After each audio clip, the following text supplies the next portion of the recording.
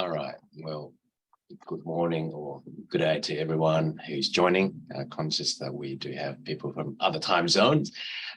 So welcome to the Investing Biotech podcast or webinar.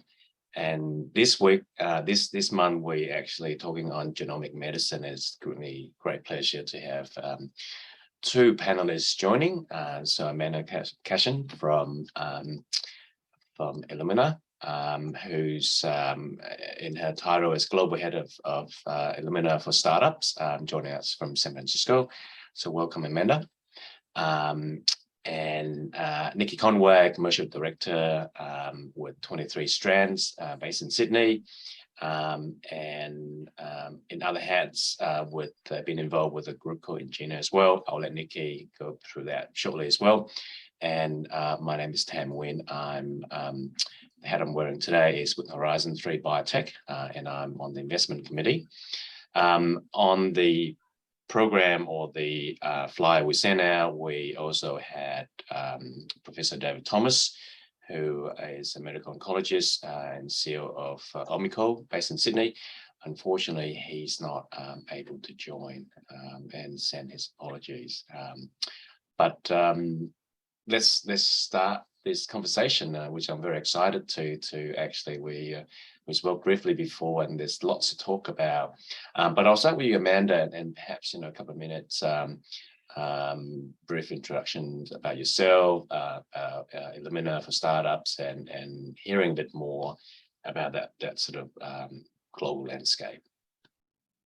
Yeah, Tim, thanks so much for having me, and thanks so much for gathering this group today. I've been looking forward to this. Yeah, so my name is Amanda Cashin. As Tim, you said, I'm based here in the San Francisco Bay Area. I head up Illumina for Startups, which sort of is really anchored by Illumina Accelerator, which is our sort of in-house company creation engine here at Illumina, where we're helping build breakthrough genomics companies. Illumina for Startups includes an initiative that we're also working on in Shanghai, as well as sort of the effort that Emma Ball on our team is leading in Australia and that region. And our vision is to really partner with entrepreneurs to unlock the power of the genome to improve human health and beyond. We're a very entrepreneurial, sort of nimble startup team. We're now in 4 continents with the Illumina Accelerator here in the Bay Area, Illumina Accelerator also in Cambridge, UK, where we have another R&D innovation center. And then, of course, our sites that I just mentioned in Shanghai and in Australia. So it's a ton of fun to have sort of a global perspective of what's happening in genomics, what's happening in trends in entrepreneurship and venture. So happy to chat through that a little bit in more detail. We started Illumina Accelerator just from a historical perspective back in 2014. So we've been almost 8 years now, sort of working in sort of this intersection between sort of startups and corporates and venture investors. So it's a ton of fun. Great, thanks so much for joining, Amanda. And for those who might not be aware, Illumina Australia is actually based in Melbourne, and Emma Ball is a good friend as well. Nicky, over to you. Okay, hi. I'm Nicky Conway. I am Commercial Director of 23 Strands at the moment, but I've moved out of a long history in startup and mainstream pharmaceuticals, devices and diagnostics. So I've got a very different to Amanda. We're sort of the 2 bookends of the whole process. Mm-hmm. So I come from that background, and I've just moved back into 23 Strands. 23 Strands is a wholly owned Australian startup, bringing in AI technologies, genomics together on a digital platform. Our aim is to be able to deliver genomics for people for whatever their needs are. So quite a broad remit, and that is very exciting and very daunting. So we cover both the AI and digital and genomics, and I think that's the complexity around the regulatory and that whole environment going forward. Bringing the clinicians on that journey as well is a challenge for us. So I think that's what I'm hoping that we'll discuss today. That's great. Do you want me to talk about Ingenia quickly? Yeah, just touch on that briefly, and then we can. So to that point, a few years ago, a group within the pharmaceutical industry got together looking at the challenges faced around bringing gene therapies and precision medicines through to Australians. And through very generous support from Roche and quite a few other companies, we pulled together a group called Ingenia. And Illumina is part of that inaugural founders of Ingenia. And it stands for Industry Genomics Network Alliance. So we have 4 pillars around data, workforce, value of genomics, and access for patients. And I lead the workforce stream. That's great, and we're going to be talking a bit more on that later. But I guess maybe starting, to set a scene in terms of our understanding of what genomic medicine is, and it's really the sort of broad definition is the use of information of your DNA to inform diagnostic and care for patient, and then clinical genomics is really the subset of that. And it's really technology, and it's really sort of ever-changing field with technologies, with AI, and so on and so forth. So Nicky and Amanda, anything to add just from the perspective of genomic medicine as a field? Anything else that I might have missed in that very brief description? Yeah, Tam, if I can just mention the incredible opportunities that the advanced therapeutics are bringing down. Yeah. Mm-hmm. And I suppose because I've come from that pharma background, I'm really looking at how we're going to deliver these clinically to the patient, and what are we going to be delivering to them. And so I suppose the advanced therapeutics focus on gene therapies, sort of somatic cell therapy medicines, and which is the using CRISPR going forward, and then the tissue engineering. And that can all be delivered in a range of ways using, nanotechnology as well. So when I think of genomic medicines and precision therapy broader going forward, it's a real mix of both engineering technologies, data, and then the ability to bring in genomic insights into driving patient care. Yeah, maybe just to kind of add to that on the therapeutic side. I mean, it's definitely an area that we spend a lot of time in with Illumina for startups, and we do kind of think that sort of using genomics sort of as a tool, and multiomics as a tool to kind of advance therapeutics is, I think, super powerful. We kind of use as sort of like a new era of drug discovery and development, really kind of using genomics and multiomics to understand disease biology, to find new drug targets, to find new modalities, some of these sort of gene cell therapy kind of type modalities, as well as finding the patients that will benefit from those treatments, and really kind of having that precision medicine approach is really, really, I think, powerful. And I think startups, we're focused on that. So startups who kind of build their business and sort of their technology with sort of these multiomics and other enabling technologies, I think really kind of can leapfrog others when they start with that foundation, really, really, truly understanding the disease biology and using these molecular tools to kind of really advance new drug discovery and development. So we're super passionate about it. You could add in there microbiome, or sort of microbiome kind of derived sort of insights, metabolites, other molecules that could be either therapeutics themselves or sort of indicators for therapeutics or biomarkers. I think it's really a fascinating time. Yeah, and I guess, as I mentioned before, unfortunately, David Thomas couldn't be here joining us on this panel, but cancer genomic medicine is looking at really profiling individual patient tumor to guide treatment, but also understanding rare disease as well. So I think that's another exciting part where, and certainly he's leading the Australian Genomic Cancer Medicine Program, which I think received, from memory, $60 million partnership with Roche, and basically part of that is actually screening, profiling, to guide, that precision medicine treatment, for patient, and part of that is the company called Omico, which is set up in partnership, or came out from the Kinghorn Cancer Centre in Sydney, as well as in partnership with the part of the government. And I guess the other disclosure is that I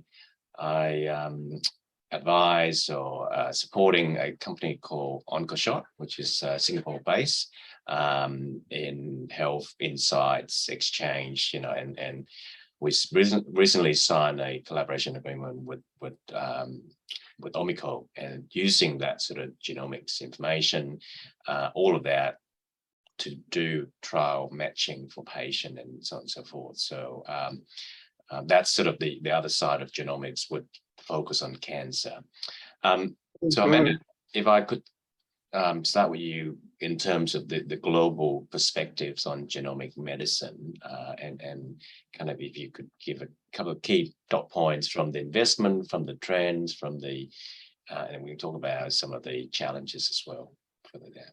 Yeah, it's interesting because I think that obviously if you look at sort of the macro environment right now, you might kind of think, gosh, is now the time to sort of be investing in life science companies or deep tech companies, just given sort of the challenges in capital markets, given the challenge in sort of like a lot of the global macro trends that we're seeing right now. And I think you could be discouraged by that, or you could sort of see it as an opportunity, and I think it probably kind of depends on sort of what stage you are, where you are, and what kind of space that you're in.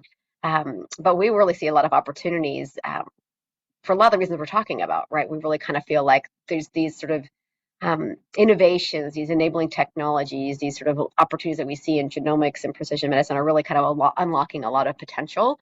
So from a global perspective, we're seeing a lot of really interesting activity. I think the urgency to do more, especially in the healthcare space, really spiked during COVID, and really people feeling like, gosh, we want to play a part of like really improving human health, even if it wasn't just really on COVID, but just kind of really understanding the importance of human health. So I think in life science innovations, I think there's been a lot of innovations, a lot of new ideas, a lot of entrepreneurs who are diving in, a lot of investors who've been diving in. So you saw this huge peak in terms of the venture capital flow into the life science space over the past couple of years. So that's recalibrating a little bit. So we're probably seeing that kind of recalibrate a little bit, and things slowing down probably back to the 2019 levels, which were still high.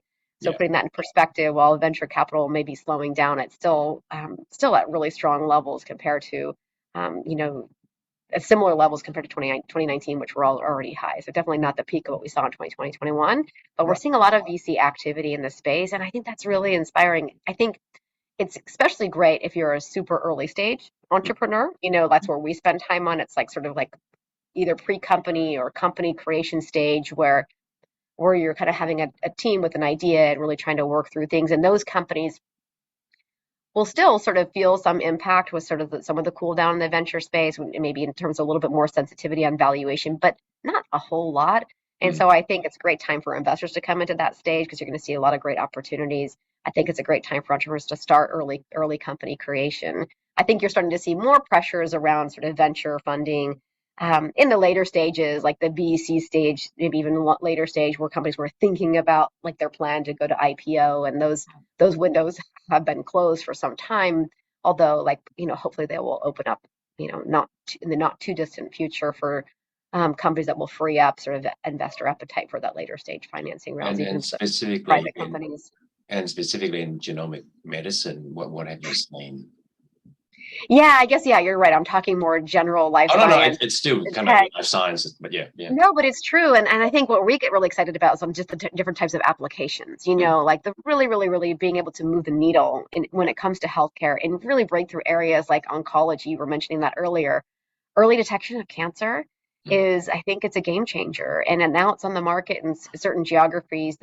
For example, the Grail test with that Gallery test. Now you can go to your doctor if you're high risk, or if you have a history of cancer in yourself or in your family, and sort of find out if you have cancer this year at a really early stage.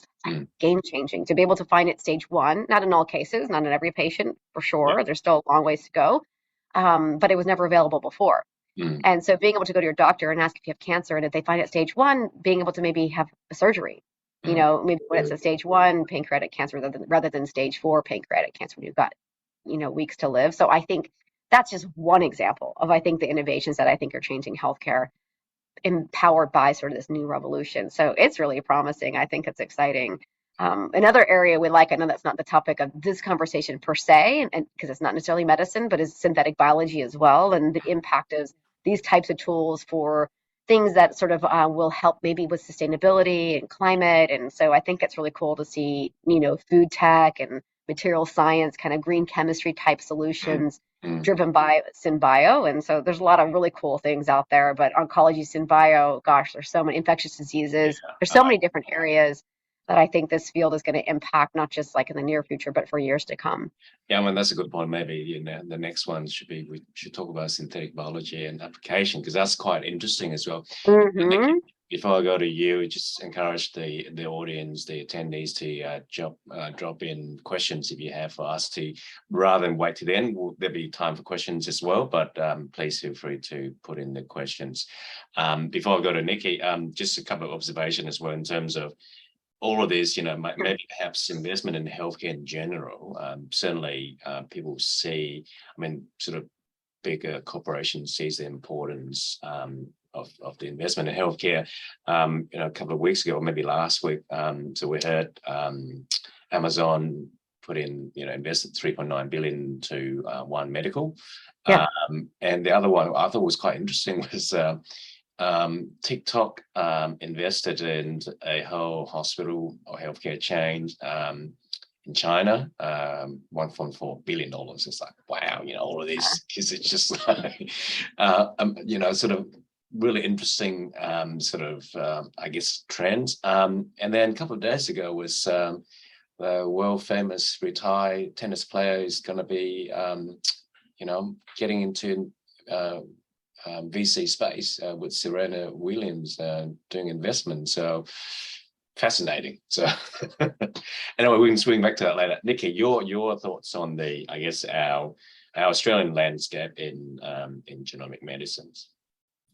I suppose what I wanted to comment on is the real excitement and collaboration that I'm seeing growing across Australia at the moment, collaborating either in the public-private partnerships with academia, with the universities, bringing in some of the charities and pulling that together, because that, especially for niche conditions where you really need to work collaboratively, bring in multiple skills, bring in the AI, bringing in the genomic skills, and bringing in that patient into that discussion. That's what I'm finding really exciting about the Australian space at the moment. Where I do think sometimes investors don't understand in this complex space how important it is to collaborate broadly, and they do sometimes have concerns about where is the IP and how is that going to be managed. But I think that is to grow and develop startups in this complex space, you do need that collaborative approach. So that's still one thing that I've found exciting and also challenging in communicating how valuable that is in speeding and accelerating the access of our products to market. Yeah, and certainly on the cancer genomics, and this is reference to I guess the work at Garvan and Kinghorn. I know it because of my other role. I work at St Vincent in Melbourne. It's when we talk about the actual value, in genomic medicine, it's actually the ability to personalize. And I think there was a case where I think it's in the pediatrics population. So the ability to actually understand, doing the sequencings and actually provide targeted or precision medicine, cancer treatment, turns out that it's doable, but we need to be going at, sort of scale up rather than, and I think that's probably, reflecting on what Amanda mentioned about investments in tools and platform and so on and so forth. So Nicky, your thoughts on that in terms of, and I guess you did touch on about some of that sort of advanced therapeutics, manufacturing and so on and so forth. What are the sort of potential challenges or opportunities you see? It's so broad, because it goes right the way from basic education across patients, clinicians, researchers, right the way through to regulators and reimbursers to understand how these are going to scale and what kind of environments they need to scale. So from my perspective, to scale and build these forward, it's really about communication of complexity, helping people to have a common language to communicate across. So when you've got engineers speaking to data scientists, speaking to geneticists, speaking to genetic counselors, how are you all collaborating to make sure you can scale it that way? And I just think that it's that intuitive working together and having a really clear focus of where you're wanting to go and how you integrate into the healthcare system is a challenge. I know one tool that I always use is using a patient journey and really trying to step that through and think about where is the patient and where is their data and where are they clinically all the way through that process. And that helps me think about what are the gaps and what are the challenges you need to focus on to scale it. Yeah, so the two R's you mentioned, regulatory and reimbursement, we're going to bring back to that. Amanda, your thoughts on the aspects of the value of genomic medicine in healthcare? Yeah, gosh, I love Nicky's answer. I thought that was great, sort of like a holistic way to think about things. But gosh, I think there's so many opportunities, so many challenges. I think we're just early days. We're in the early days of, I think, sort of seeing this play out, which is, I think, really exciting. When we live and breathe this, for those of us who are in the field, we kind of sometimes sort of, I guess, sometimes take it for granted of sort of like how obvious it is to us that this is going to transform healthcare. But then how new it is yet. Like, I mean, the technology is like literally like advancing every year, even faster. So it's hard to keep up with it. So there's no doubt that like the regulatories, the physicians, the regulars, the physicians, the payers, all of these folks, it takes time, and we have to sort of push with urgency as folks who are kind of believers. But I do agree that like it's one of those things. Communication helps. I think physician adoption is one of those things where you kind of just feel like if these tools are available and if it makes sense, if it benefits patients, physicians will adopt it.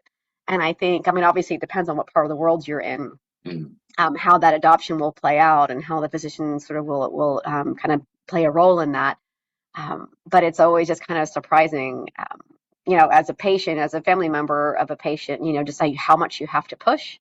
To get your genome sequenced or to get your the right test ordered, for a patient in the hospital when you're trying to find an answer, trying to figure out how to treat that individual. So, there's still a little ways to go for sure.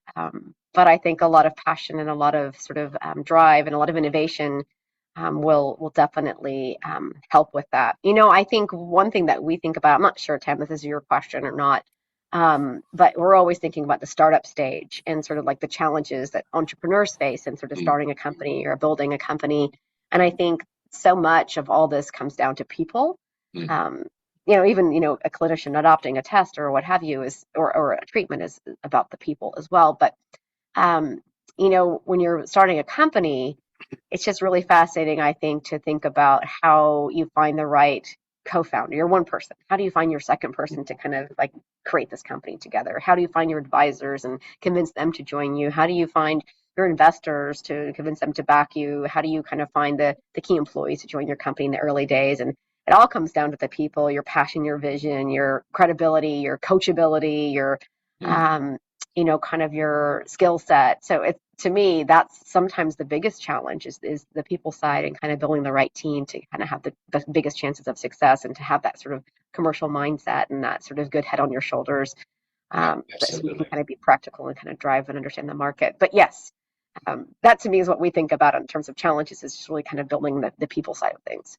I mean, it's so true that, whether you early stage or late stage, looking from the investment perspective, I mean, Horizon 3, we're looking slightly later stage. And same thing, my 6 T's is, what you touch on the people, the talent, right? It's about, yeah, sure, you've got the technology is one thing, but you got to have the talent to actually drive and understand, and it comes back to that execution, and the other T is the attractions, it's all coming back to, and I think this is, Nicky, I'll go back to you as well on the 2 R's that we mentioned, but which is part of the revenue, part of reimbursement is obviously revenue. So you got to get the tractions, but also understanding the total addressable market as well. What does that mean?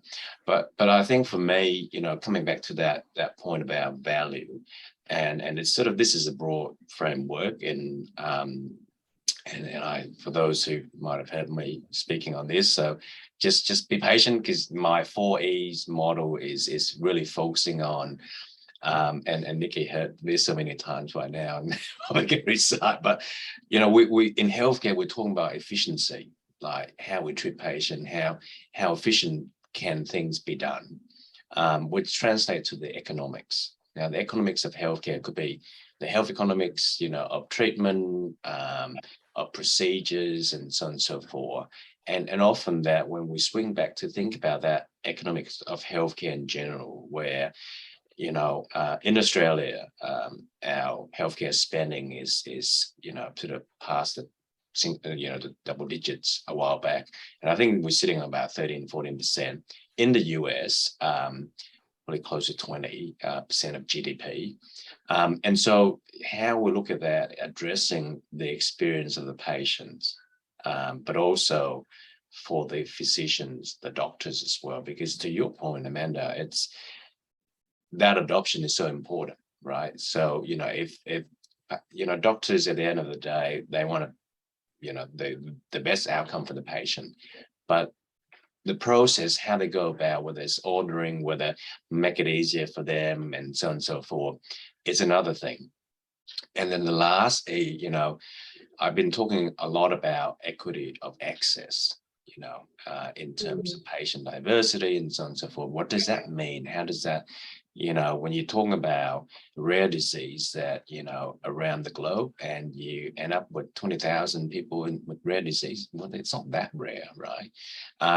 So I've been talking a lot about equity of access, but ultimately it's actually equity of outcome. So how do we actually, you can have access, but it might not give you the outcome, right? So those are the things when I come, when we're talking about value in whether it's genomics, whether in other aspects, it's, for me, that's the guidance framework. Nicky, your thoughts so far? Yeah, I mean, you get me very excited when you start talking about value, because it's in the eye of the beholder. So if you think about the patient, it's the clinical utility.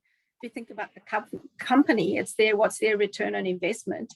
And if you think about the payers, it's like, well, what's this going to cost us?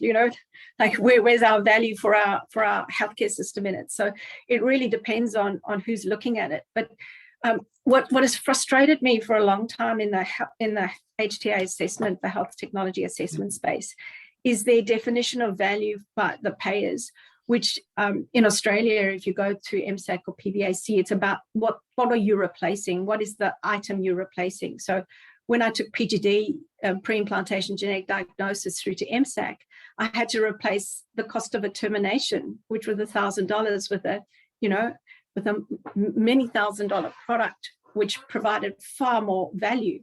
But what I really needed to include in that value discussion was not about the comparator that I was replacing, but about the impact on the patient of that termination on their long-term health, on PTSD, how they felt the time that it took them post-termination to get to fall pregnant again.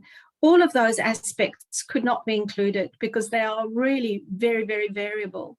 And then going forward, the impact of potentially having an infection, all of those perspectives could be included in a value discussion, just in a high level, but they couldn't be quantified. So really, when you get down to value of genomics, it is fundamentally different to the value of an old-fashioned diagnostic, because it brings in a much broader spectrum of the patient. You're really talking about the impact on that patient, then the impact potentially on their family members, the impact on society. So that the traditional talk about value needs to change, and that broader economic argument is critical. And we're struggling with that. I mean, Ingenia's got some great reports on their website exactly around the value of HTA technology in genomic medicine. So if somebody wants a detailed review, Rare Cancers has a great overview done a few years ago, and Ingenia has a great review of it.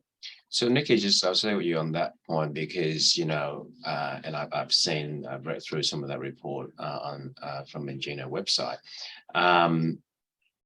Great stuff. On the regulatory side of things, do you think that, because that's linked to HTA, has things changed, improved? There's still roadblocks, do you think, that in terms of, our regulatory bodies? And I'll go to Amanda afterwards as well from, the US perspective.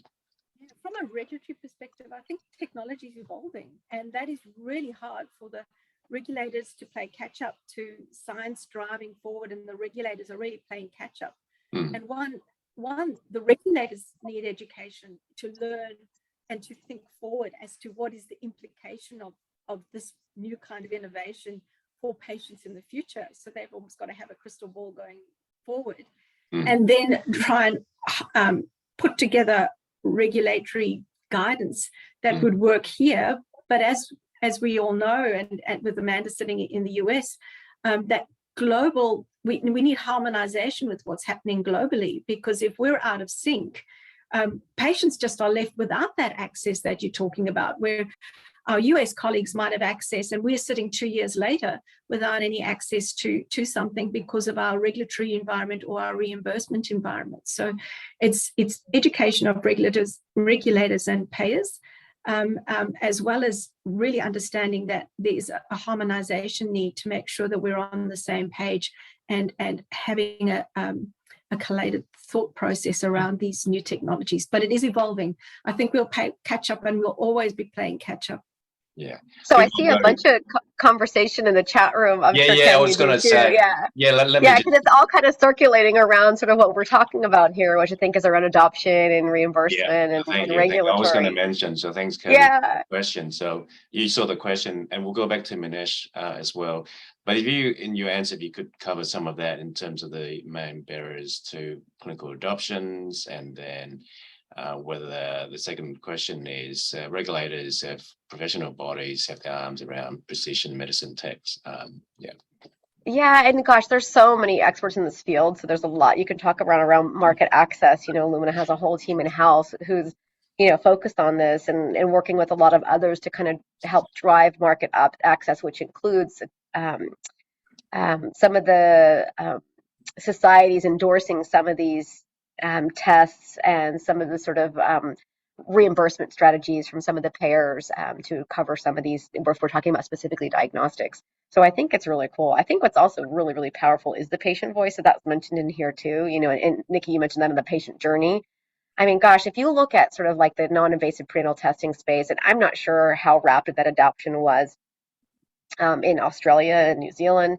I just know here in the US, the adoption was really, really rapid. I think so being able to detect sort of chromosomal abnormalities, which could inform sort of and help you prepare for a potential pregnancy with where the child might have birth defects, that's super powerful. And I think the women and the families were really, really, really kind of the ones who were kind of knocking at the physician's door saying, I need this test, and sort of that patient voice and kind of being the ones advocating for themselves at the doctor's office saying, I need this test. And oncology space too, sequence me. There's a whole movement around, wearing a T-shirt that a cancer survivor created to kind of say, hey, like I'm a patient and I want you as a physician to order this test.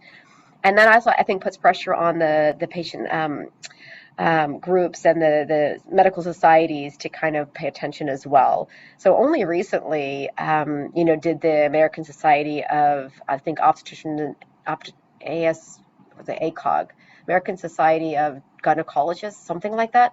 Did they finally endorse? Yeah, did they finally kind of change their guidance to sort of recommend non-invasive prenatal testing as part of the procedures in replacement of the standard, which is amniocentesis or some sort of baseline hormone test, which is not very informative. And so, but that's really cool to see that you can drive it. It takes time, it takes persistence, it takes really collaboration with all sorts of stakeholders within the industry to kind of make those sort of recommendations change.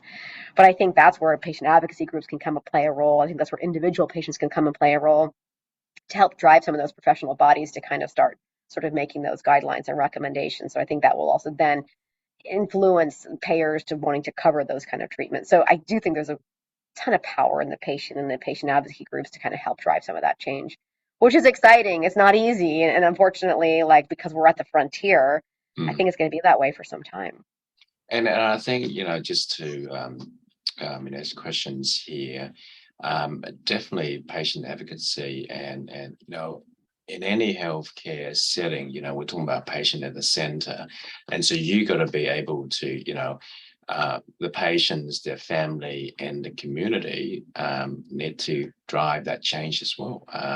And so I think it's about the collective in terms of in terms of understanding what the needs are and what the barriers, and go through that to actually work out. And then I think with my hat working at the hospital, and we know that we need to collaborate with the patients and the community to make sure if there's changes, because it's a pretty powerful sort of I guess collective voice, and of course along the journey you do have celebrities supporting certain cause, and Michael J. Fox Foundation, for example. And I mean, they're one of the best foundations, I think, in terms of really being science kind of driven and really kind of driving a lot of funding into translational research. Yeah, and I think that's where but I think at the same time, we do, for example, at St. Vincent's, we organize regular public lectures, for example, to be involved. Talking about, let's say, typically we have one around 20th of May to coincide with the clinical trials, the international clinical trials, and engage with the patient, because and hear from from the patient perspective and their journey, because that's important. I mean, often that it's only getting better from that. I guess you think of it as partnership. So it's not so much of the provider, here's my service. It's actually that partnership, and a couple of key stakeholders you mentioned already in terms of the payers, in terms of the insurance. And so coming back to I guess the talent in the workforce, I think we lost Nicky. I think hopefully she'll join back. But in terms of your previous point about the people, the talents, what are the challenges do you see, for example, in that sort of early stage, and how do you support in terms of getting, because whilst we're looking at later stage, you need that pipeline. Oh, Nicky, you're back. Just when it was getting heated, yeah. We're just well, you should chime in case you do have any thoughts, because I know you dropped off right during the reimbursement, regulatory, patient sort of we're just talking about the patient. Moving on, but Anyway, just perhaps your thoughts on the I guess the power of the patients and that partnership. It's and I mentioned about us at St. Vincent's and many other health services that we run public engagement events around international clinical trials, and embrace that partnership, because that's so critical. I just can you hear me? Yeah. Okay. Yeah. I think one of the biggest examples that we have is at rare cancers with Richard Vines, and what he has really brought for patients in Australia by combining all those rare cancers together and putting it, being very clear about what this means to patients to have access to care. I think he's, you know, he and his team have been amazing in bringing that to the forefront for Australians, and moving into Asia Pacific and globally putting it on the agenda. I think he's done an amazing job, and I think a lot of patient advocacy groups will learn from what he has done and use that kind of model going forward. I think you've seen that with childhood dementias, the Childhood Dementia Initiative that's evolving at the moment, because that's a very challenging space with the lack of clinical trials, lack of collaboration globally, and you can only go forward with global collaboration on those rare childhood diseases. So I think patient advocacy is just an incredible space going forward. Yeah, I think rare diseases is a good one to kind of like touch on, you know, maybe a little bit further, because, you know, I think a lot of these foundations were started by parents, you know, like the SMA Foundation and things like that, where they had a child who had this rare form of epilepsy and they're trying to find answers, trying to find solutions, and they kind of team up together and, you know, change their lives to kind of combat this rare disease. And I think that could be so powerful, obviously devastating at the same time, but, you know, putting your energy to something to try to really make a change is sometimes how things can really happen. And so it's really cool to see that. And, you know, in rare disease and genomics in particular, you know, I think what's going to be more and more common, and I guess this is driven by patients as well, but, you know, if you have a child, you know, who's an infant or, you know, really sort of pediatric patient and they've got this rare disease, now it's still not routine, but it's becoming more common where the parents are getting whole genome sequence and the child are getting human genome sequence. So these trios of genomes, they can really try to determine what is this indication? What is this rare disease? Is there, like, are they one of 57 people in the world that have been diagnosed with this disease? But then they can kind of connect with those other families and find what things might be working for them. And that's really cool. That's really cool. And sometimes it's a simple solution that can really stop some of these rare formal epilepsies and kind of help that child live a more healthy and normal life. So it's kind of cool to see that these things are emerging. I'm not sure, like from a reimbursement perspective, how much of that's being covered. I think a lot of that right now is being covered by philanthropy or out of pocket. But in some places, I think some parts of the world, it is becoming part of the routine kind of practice, and it is being covered. So that's kind of cool to see, you know, these sort of rare pediatric cases being sometimes identified and solved, and hopefully good outcomes come from that. Yeah, that's great. Sorry, we've got a couple of good examples from Australia. So I'm on the board of Genetic Alliance Australia here, which really helps when a child is diagnosed with a rare genetic disorder. They can come to us and we can help them find a peer support group that supports them. And we also provide education to those peer support groups so that they can help and extend their networks. So it's critical, and that has been growing. I mean, we did a survey about genomics in 2015, and the patients in 2015 are going, let me give you my data, help me go forward. And so from 2015, here we are in 2022, still struggling with how we can actually do that in a framework that supports the patient and allows innovative technologies to go forward. And I think that is one of the things we keenly feel at 23 Strands is we desperately want to be there for the patients to help them get access to that trio testing and enable them to find the clinical trials, to find the research opportunities that will take them forward. But we're in a sort of a regulatory environment where how do we do that in a safe and effective way? Because the other side to that, you want the patient and their family to make the right decision for them. Some of them might not want gene therapies, others might want gene therapies, but they need to be able to understand the information and be able to make their own decision with the support of their clinician and having the clinical, the genetic counselor support them on that clinical decision making. So it's quite a complex environment.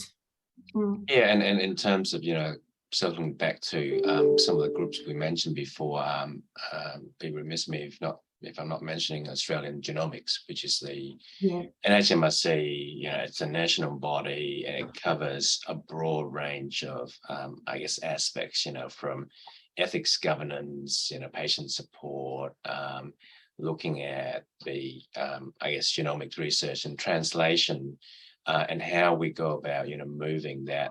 And I'll go to Amanda as we were talking about supporting startups and the workforce. Because without, I mean, there'd be a lot of basic science. If we don't translate and commercialize, we're not going to move to the other side, the later stage, the stuff that we've been talking about, getting, from bench to bedside and actually getting that to the patients, for example. So they are, I mean, certainly that's the national body here. But Amanda, back to you with the questions on support for startups and workforce. And I mean, you mentioned a little bit earlier about Illumina for startups, and then perhaps if you could comment a bit further in terms of, are there any program support, training, and so on and so forth? And I think the more we know about, what sort of best practice out there, the program that we can actually replicate, and the fact that you've got that sort of global, in the US, but also in China, Shanghai, Melbourne, and other geography as well. Your thoughts? Yeah, gosh, so I can sort of give a little bit of a shout out to, you mentioned her earlier, but Emma Ball, she's on our team. She's based in Melbourne. She runs Illumina for Startups Australia, which is really just a beginning initiative of Illumina's efforts to partner with entrepreneurs in the region to kind of help partner with universities and other VCs in the region to create companies. And it's a sort of a long-term perspective on how do you sort of catalyze the ecosystem to kind of inspire and fuel some of that innovation at the very early stages. So it's a new beginning. Emma just started at the end of last year.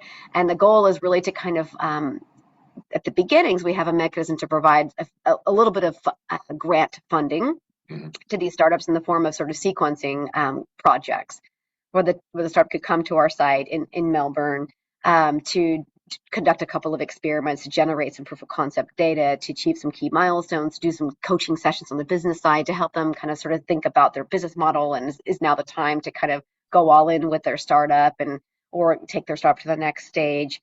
And so that's one way we're kind of helping support that. And then another way is we're partnering with the University of Melbourne and really kind of working with the academic leaders and the leaders in the precinct there to think about translational research projects and helping find if there are projects that are sort of on the cusp of coming out of the university or looking to come out soon, how can we help catalyze that through other stakeholders within the university system and other stakeholders within the ecosystem to kind of help catalyze some of that.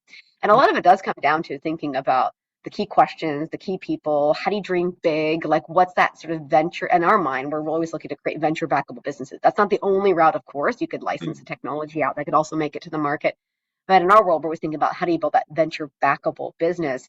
And, what does it take? And what are the key elements that you need to dream big and find that unmet need and kind of, build a technology, build an approach that will kind of impact patients and that will kind of have that $1 billion plus market opportunity someday.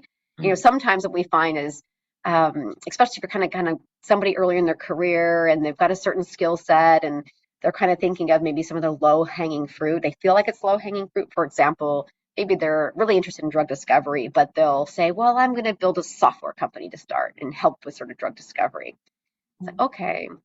Or maybe we're going to build a service model to help with drug discovery. And it's like, okay, but is that going to lead to a venture backable business? How can you turn that into something where you own, as a startup, as an entrepreneur, the upside potential? So pushing them to think a little bit bigger. This is not just for Australia. We see this across many, many geographies and many, many people, wherever you are, kind of pushing them a little bit outside their comfort zone. Yeah, you've never built a service business. You've never built a software business either. So why not think about building a therapeutics business? It's not it's all things you're going to learn and not one person can do it, but really encouraging the teams and the people to kind of dream a little bit and recognize that no matter what business model they pursue, they're going to have to build a world-class team around them to achieve those. So yeah, maybe you've never done clinical trials before on a therapeutic. Okay, well, you're going to have to build a team to do that. And that's okay, because you can find people who have done that, or you'll learn as you go. So, I mean, I just think sometimes it's kind of helping them think a little bit bigger and kind of dream and realizing that, no one person can do it. So you have to build a village around yourself. And so, of course, sometimes the naivety, in our case, I think is really common. I think it can be a really good benefit. Sometimes, yeah, if you knew how hard it was, you wouldn't do it. But, well, if you don't know how hard it is, you just try. And then you keep on trying until you find the way through it.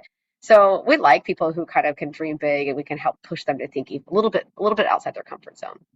Yeah, that's a lot of points, and I think certainly I see that as well in my current but also previous role working with early stage company. It's about it's taking the path where you might not knowing where you'd be heading, but also understanding the risk aspects and risk mitigation strategy.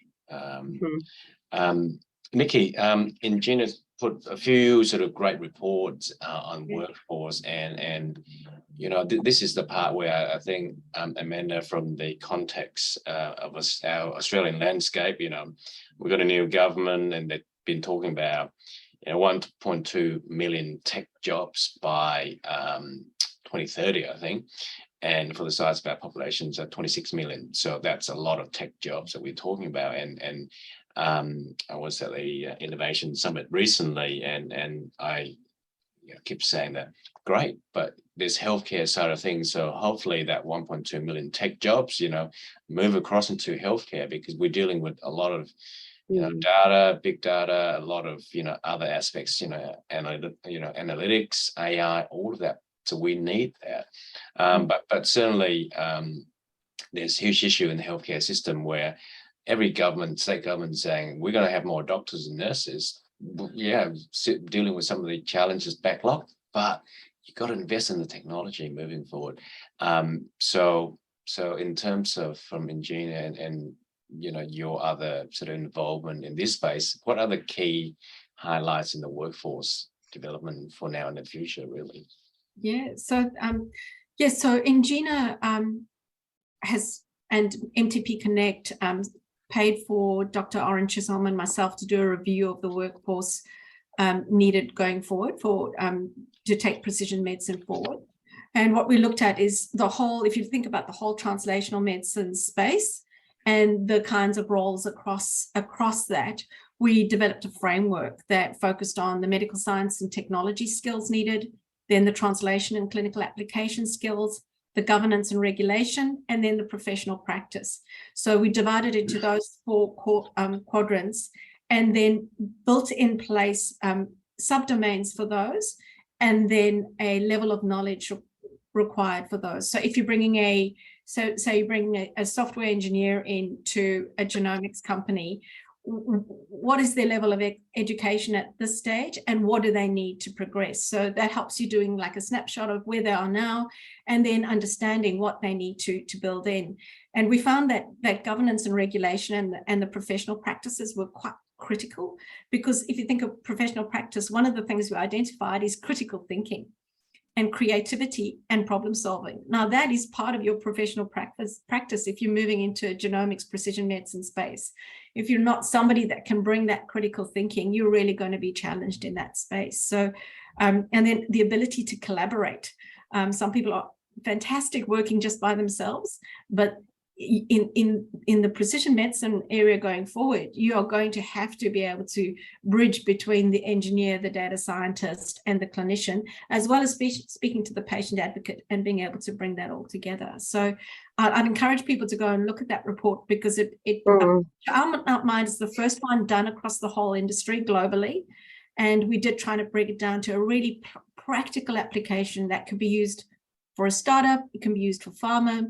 It's had great uptake so far, even from some of the states looking at it, to look at how they help people integrate across different functions. So yeah, it's a big challenge. That sounds really like a really cool report. We'll have to send it around afterwards. We were very excited with it, because there's been a lot of work done in the US, NIH around it, and we sort of leveraged off the work that was done globally on that. So it was good. What I like about part of it too, it sounds like it's encouraging a lot of sort of like cross-functional collaboration, and even like sort of like cross-discipline training, which I think can be so key. I always think that's where innovation comes, when you have sort of that interdisciplinary kind of approach. And then that's when sort of like two worlds collide, and that's where sometimes the best ideas come from. So that's really cool. Yeah, I think it's fundamental to going forward. You need people to be able to bridge those different silos, else we're not going to go forward. That's right.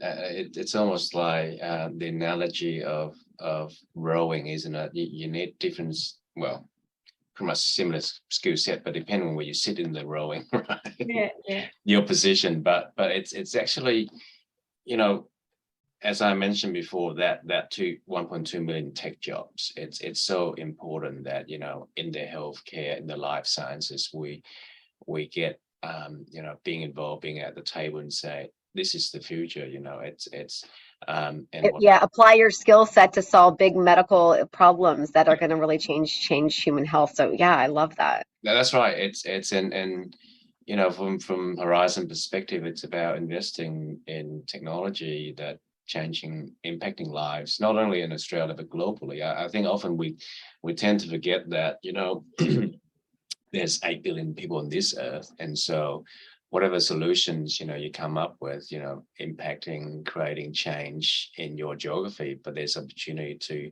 have that global impact as well.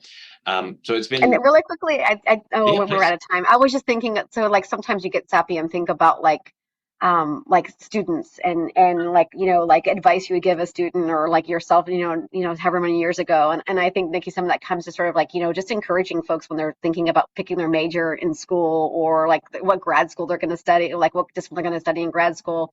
I always recommend folks to sort of like look at 2 disciplines, whether it's biology and engineering or it's chemistry and engineering or computer science and biology. And so combining those disciplines, I think, can be super powerful because then you really can unlock a lot. So I'm just thinking about like training the workforce and like try to encourage folks to sort of study different, you know, combining different disciplines.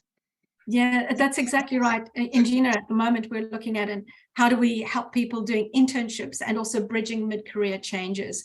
So we're using this workforce plan in building another plan around that, and hopefully going to roll that out hopefully early next year. But that's the piece of work that we're doing at the moment, really recognizing that need for people to either train and then cross train or move disciplines going forward. Great. So in the remaining sort of last minute, Amanda, I'll start with you, then Nicky, your take on where the field of genomic medicines will be in the next 5 years. Gosh, well, I think it's here. Genomics is here. It's now, but it is still early days. And so just really, really looking forward to seeing the transformations, whether it's in oncology or whether it's in infectious diseases.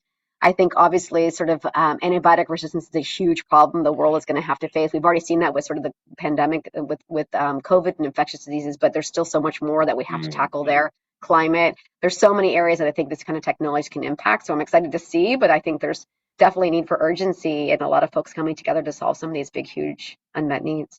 No, that's exciting. Well, that's interesting talking about the AMR and there's stuff on synthetic biology as well. Nicky. Mine's about collaboration. I really think that the era of people recognizing one person can't do it, one company can't do it. How do we collaborate across the multidisciplines? I think that is going to be the thing that's going to take us forward the quickest and bring us so many multiple skills, especially for Australia, where we're slightly isolated, and being able to move it globally. And that's a really interesting point to end on, because from the investment community, you know, collaboration, co-investments are happening, right? And because you do share that resource, and you see that a bit more with the pharmaceutical industry.